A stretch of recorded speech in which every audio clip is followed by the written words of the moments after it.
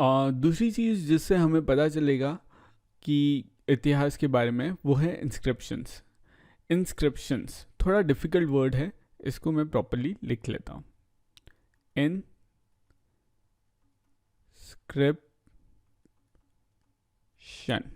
Inscription, ठीक है। ये आपको याद रहेगा ये वर्ड कैसे लिखता है। तो इंस्क्रिप्शन को हम स्टडी करके पता चल सकता है कि उस समय क्या होता था। इंस्क्रिप्शन होते क्या है? एक्चुअली पेपर पे हमने लिख लिया, पेपर यानी कि उस समय के पेपर पे हमने लिख लिया। अब रिलेटिवली हार्ड सरफेसेस जैसे कि स्टोन हो गया या फिर मेटल हो गया, मेटल यानी कि कॉपर, कॉपर को हिंदी में बोलते हैं तांबा। तो या तो स्टोन पे गढ़ा के निकलते थे या तांबे पे गढ़ा के लिखते थे। इन्हें ताम्रपत्र भी बोलते हैं और इनके इमेजेस आपको दिख रहे होंगे। और नीचे जो इस इमेज में है वो है स्टोन पे लिखा हुआ। अब ये क्यों लिखते थे? एक्चुअली ये किंग्स जो रहते थे, राजा रहते थे, वो अपने ऑर्डर्स जो रहते थे लिखते थे, और पब्लिक प्लेस पे ये इस टाइप के स्टोन को लगा देते थे ताकि जो लोग थे वो इससे देख पाए, पढ़ पाए और उनके जो ऑर्डर्स है उनको ओबे कर पाए, उन्हें फॉलो कर पाए। और इसलिए जो किंग्स और क्वींस थे वो अपने इंस्क्रिप्शंस जगह जगह पे रख रखे हैं और हमें मिलते हैं। साथ ही साथ ये भी लिखाते थे कि वो उन्होंने क्या किया, जैसे कि उन्होंने कोई बड़ी विक्ट्री जीती है बैटल में, तो उसके लिए भी एक इंस्क्रिप्शन लगा देते थे ताकि लोगों को पता चले कि राजा ने ये जीता वो जीता।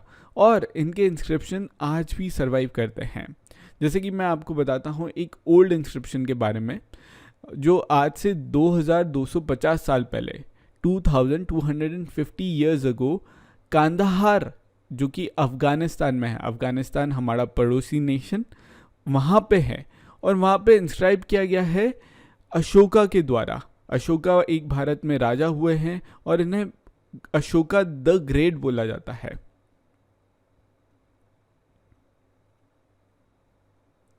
ग्रेट इसलिए क्योंकि इन्होंने बहुत महान काम किए लोगों के वेलफेयर के लिए।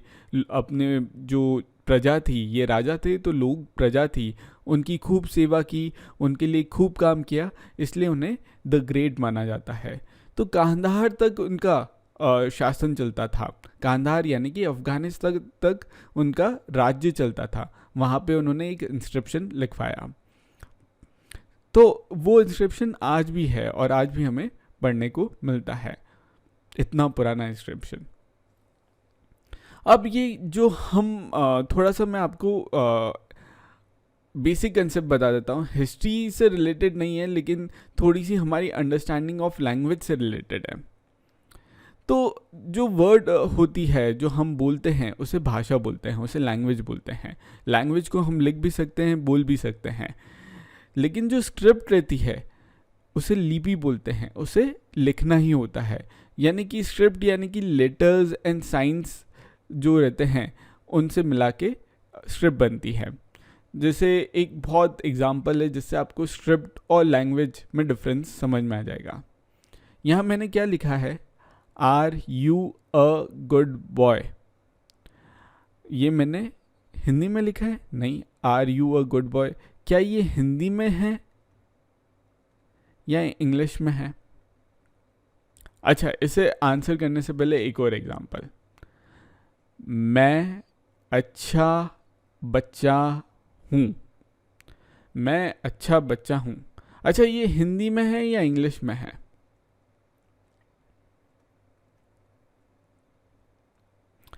तो मैं आपको बता देता हूँ, are you a good boy English में है, मैं अच्छा बच्चा हूँ हिंदी में है। तो सर ये तो आपने लिखा है, जो लिखा है वो मैंने हिंदी में नहीं लिखा है, वो देवनागरी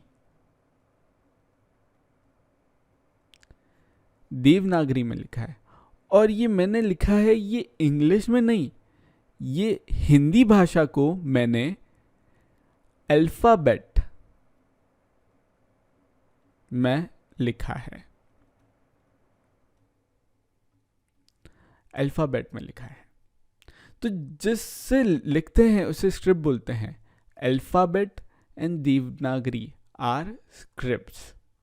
थोड़ा सा डिफ़िकल्ट है, लेकिन आप अगर व्हाट्सएप चलाते होंगे और आप अपने दोस्तों से बात कर रहे होंगे और आपकी इच्छा है हिंदी में बात करने की, लेकिन टाइप जो है वहाँ पे टाइपिंग करने के लिए वो तो इंग्लिश में है, और चूँकि टाइपिंग करने के लिए इंग्लिश में है तो आप इंग्लिश में नहीं लिखते हो, आप अल्फ़ाबेट्स में ही हिंदी में लिख लेते हो. या फिर अगर आप मराठी है तो आपको दोस्तों से मराठी में बात करनी है तो आप इंग्लिश के वर्ड यूज़ नहीं करते हो, आप अल्फ़ाबेट यूज़ करते हो मराठी लिखने के लिए. मेरे हिसाब से थोड़ा सा कंसेप्ट क्लियर हो रहा होगा, है ना. तो स्क्रिप्ट्स क्या होती है? लेटर्स एंड साइन होती है. इसे और आगे डिटेल में भी पढ़ेंगे, लेकिन हम जब कुछ पढ़ते हैं या लिखते हैं या बोलते हैं उसे लैंग्वेज बोला जाता है. और लैंग्वेज और स्क्रिप्ट में अंतर होता है. यूजुअली हमें ये अंतर कभी पढ़ाया नहीं गया है तो हमें पता नहीं है, लेकिन इस एग्जांपल से आपको इसके डिफरेंसेस समझ में आ गए होंगे.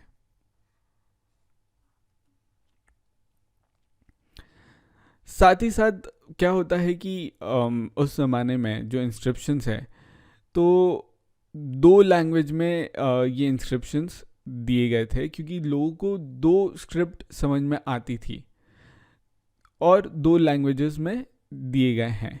एक तो ग्रीक में भी दिया है क्योंकि उस जगह ग्रीक लोग भी आके रहते थे और ग्रीक लोग अपनी ग्रीक लैंग्वेज ही समझते थे और उनकी डिफरेंट स्क्रिप्ट रहती थी, उसे ही समझ में थे. और दूसरा अरेमिक लोग भी रहते थे और अरेमिक स्क्रिप्ट समझ पाते थे. तो ये है अशोका का इंस्क्रिप्शन, और बाकी मैंने आपको ताम्रपत्र में लिया है. एक चीज़ यहाँ पे NCERT में एक बहुत इंटरेस्टिंग क्वेश्चन है. ये पूछ रहे हैं कि क्या क्या एडवांटेजेस हैं हार्ड सरफेस में लिखने के. एक एडवांटेज तो ये परमानेंट हो जाता है. आज 2250 साल पहले क्या लिखा है वो तो अशोक के ऑर्डर्स और जो उनके बनाए गए जो लॉ थे लोगों के लिए बनाए गए कानून थे वो परमानेंट हो गए और लोगों ने उन्हें माना, और एक सोसाइटी डेवलप होती है कानून से. लोग उसे सीरियसली लेते हैं. और साथ ही साथ पब्लिक प्लेस में ये रख सकते हो. पेपर को आप पब्लिक प्लेस में रखा तो बारिश आई तो पेपर ख़त्म हो गए. लार्ज नंबर ऑफ पीपल तक रीच करने के लिए ऐसे पब्लिक इंस्क्रिप्शंस लिखे जाते हैं. आज भी शिलालेख जो रहते हैं, कुछ नया इनॉग्रेशन करते हैं तो शिलालेख पे लिखते हैं हमारे नेताजी और ये सब कि किन्ने इनॉग्रेट किया, और वो परमानेंट हो जाते हैं. लेकिन क्या क्या डिफ़िकल्टीज आती है? पेपर में लिखना बहुत आसान रहता है, लेकिन शिलालेख पे लिखना बहुत डिफ़िकल्ट होता है. बहुत ज़्यादा गड़ा के लिखना और अलग टाइप के उसके इंस्ट्रूमेंट्स रहते हैं जिससे लिखना बहुत टाइम कंज्यूमिंग रहता है. तो ये डिफ़िकल्टीज हो गई हैं. साथ ही साथ ये तो मैंने बता दिया कि हमारे पास उस समय की मैन्युस्क्रिप्ट हो गई, उस समय के इंस्क्रिप्शन हो गए. Manuscript, inscription. तीसरी चीज़ उस समय के ऑब्जेक्ट्स. लोग कुछ ऑब्जेक्ट्स यूज़ करते होंगे, वस्तुएं यूज़ करते होंगे उस ज़माने के, कुछ थिंग्स यूज़ करते होंगे उस ज़माने में.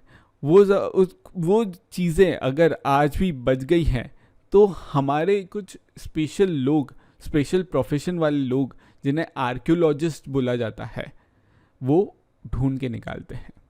आर्कियोलॉजिस्ट जो है, पहले तो इस शब्द से हम रूबरू हो लेते हैं.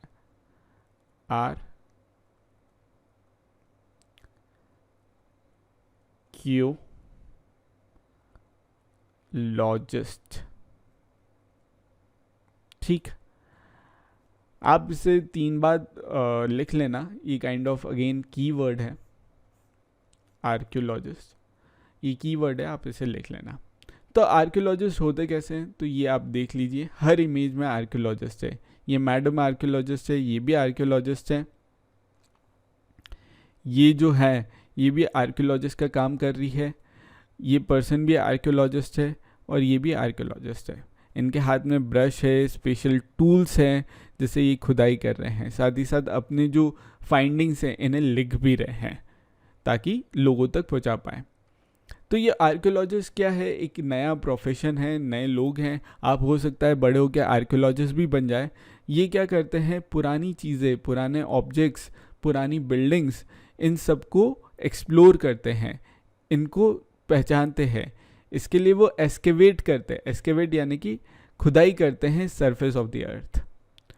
क्योंकि ये सारी चीज़ें जो पुरानी सभ्यता है, बहुत बार ऐसा होता है कि ये ज़मीन के अंदर दब जाती है, मिट्टी और इन सारी चीज़ों के अंदर, तो खुदाई करके इन्हें निकालते हैं। क्या क्या निकलती है, एक तो बिल्डिंग्स पूरी नहीं होती है तो रिमेन्स ऑफ बिल्डिंग्स, जिसे हम हिंदी में खंडहर बोलते हैं, रिमेन ऑफ बिल्डिंग, जो कि स्टोन या ब्रिक की बनी हो।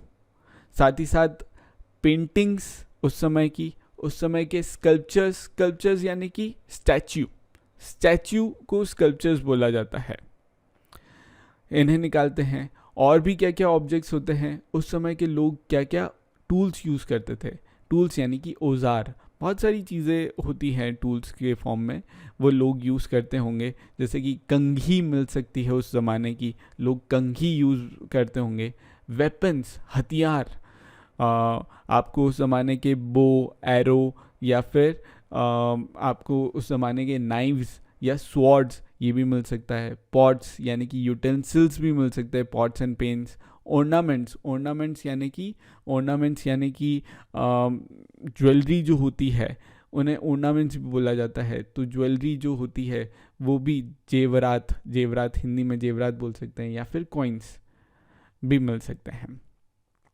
ये ऑब्जेक्ट्स जो यूजुअली रहते हैं वो स्टोन या बोन या फिर क्ले भी नॉर्मल क्ले नहीं, बैग्ड क्ले या मेटल के होते हैं, राइट।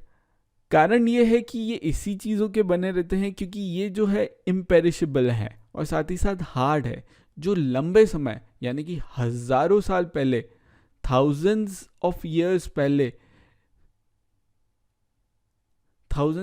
पहले की चीज़ें आज भी मिल पा रही है। तो ये वही चीज़ें मिल पा रही जो इम्पेरिशेबल सब्सटेंस है।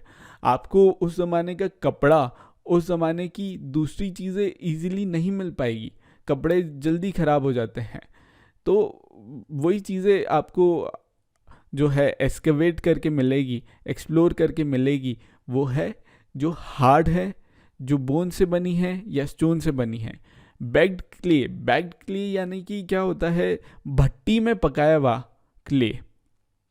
जैसे हमारे पॉट्स रहते हैं, पॉट्स जो बनते हैं वो मिट्टी से बनते हैं, लेकिन स्पेशल टाइप की मिट्टी, उस स्पेशल टाइप की मिट्टी को क्ले बोलते हैं और उसे फिर भट्टी में पकाते हैं ताकि वो स्ट्रांग हो जाए, हार्ड हो जाए, लंबे समय तक चले हमारा पॉट। अगर नॉर्मल मिट्टी से वो पानी डाल दो तो आपने देखा है मिट्टी से पानी में क्या हो जाता है, कीचड़ बन जाता है। लेकिन बेक कर दिया जाता है, बेक यानी कि उसे गर्म भट्टी में डाल दिया जाता है और वहाँ पे वो बेक होता है और इस टाइप से हमारा पॉट बनता है। सिमिलरली हमारी ब्रिक्स जो रहती हैं, ईंटें भी इसी टाइप से बनती है, क्ले से बनती है और उन्हें भट्टी में डाल दिया जाता है, भट्टी में डाल के स्ट्रॉन्ग हो जाती है और हमारा जो घर रहता है, जो कि इतना स्ट्रॉन्ग स्ट्रक्चर है, वो बनता है। मेटल तो ऑलरेडी स्ट्रॉन्ग होता ही है और लॉन्ग समय तक रहता है। तो ये सारी चीज़ें मिलती हैं और ये आर्कियोलॉजिस्ट को हमने देख लिया। अब NCERT ने भी कुछ इमेजेस दिए हैं, एक पॉट जो कि एक ओल्ड सिटी में मिला है। इस टाइप के पॉट आज से 4700 साल पहले इस्तेमाल करते थे। अब देखिए पॉट्स तो हैं, साथ ही साथ ड्राइंग्स, जो आज हमारे घर में भी पॉट्स रहते हैं और ड्राइंग्स रहती है, उसी टाइप की पॉट्स और ड्राइंग्स हैं। साथ ही साथ सिल्वर कॉइन भी मिले हैं इस टाइप के। ये जो है ये सिल्वर कॉइन है। ऑब्जर्व करें आप कैसे हैं ये सिल्वर कॉइन्स। ये भी सिल्वर कॉइन है, ये 2500 साल पहले इस्तेमाल होते थे, 2500 ईयर्स अगो। आज की कॉइन और उस ज़माने की कॉइन में अंतर है, वो भी आप समझे क्या अंतर है। पॉट में तो मेरे को कोई अंतर नहीं दिख रहा है, आज के ज़माने के कॉइन्स में थोड़ा अंतर है, लेकिन आप ये सोच लीजिए 4700 साल पुरानी टेक्नोलॉजी आज भी हम इस्तेमाल करते हैं। सर पॉट को आपने टेक्नोलॉजी बोला, हाँ बिल्कुल बोला, टेक्नोलॉजी भी है और साइंस भी है।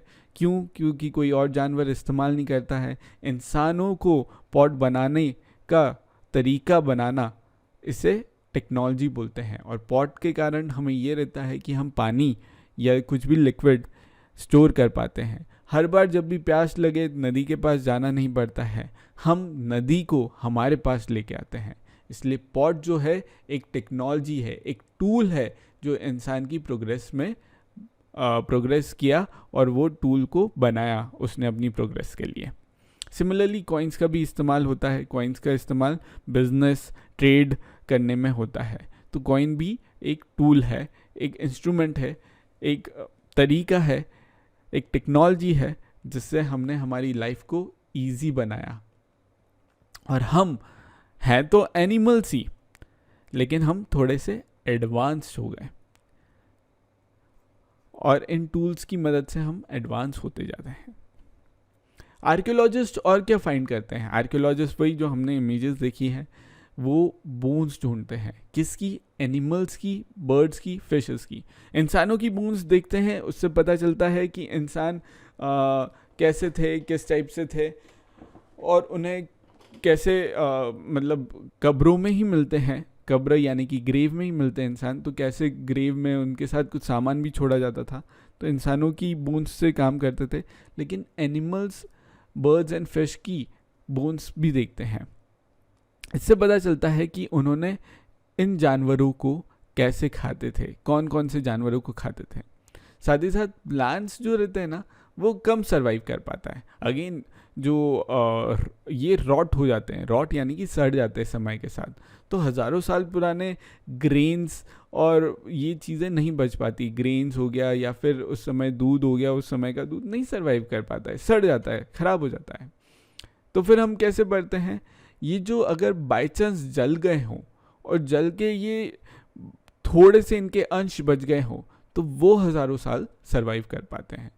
थोड़े से जले होते हैं और वो मिलते हैं हमें, तो वो सरवाइव कर पाते हैं। वहीं क्लॉथ तो हमें मिलता ही नहीं है। आर्कियोलॉजिस्ट जो है, हिस्ट्री में 2 टाइप के प्रोफेशनल्स होते हैं। एक तो हमने पढ़ लिया आर्कियोलॉजिस्ट,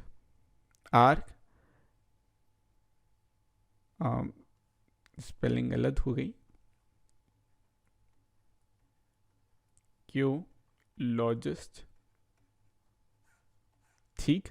और दूसरे होते हैं हिस्टोरियन। अब हम हिस्टोरियन के बारे में पढ़ेंगे। हिस्टोरियन क्या होते हैं? स्कॉलर टाइप, पढ़ाकू टाइप लोग होते हैं जो पढ़ते हैं पास्ट के इंफॉर्मेशन सोर्स जो होते हैं उनको। इंफॉर्मेशन सोर्स क्या होते हैं? मैन्युस्क्रिप्ट होता है, इंस्क्रिप्शन होता है। और आर्कियोलॉजिस्ट जो फाइंडिंग्स लिखते हैं, एक लेडी हमने इमेजेस में लिखी, वो लिख रही थी, उन्हें पढ़ते हैं और इस तरीके से पास्ट के बारे में समझते हैं। उनके लिए पास्ट के बारे में समझना एक एडवेंचर टाइप हो जाता है। क्यों? क्योंकि वो क्रिएट करते हैं, रिकंस्ट्रक्ट करते हैं कि लोग उस ज़माने में कैसे रहते थे, कैसे खाते थे, पीते थे, कहाँ रहते थे, क्या करते थे, ये सारी चीज़ें। ये काइंड ऑफ डिटेक्टिव वाला काम हो जाता है कि वो क्लूज रहते हैं और क्लूज से डिस्कवर करते हैं हमारे पास्ट को, आर पास्ट को, हम हमारे पूर्वज कैसे रहते थे।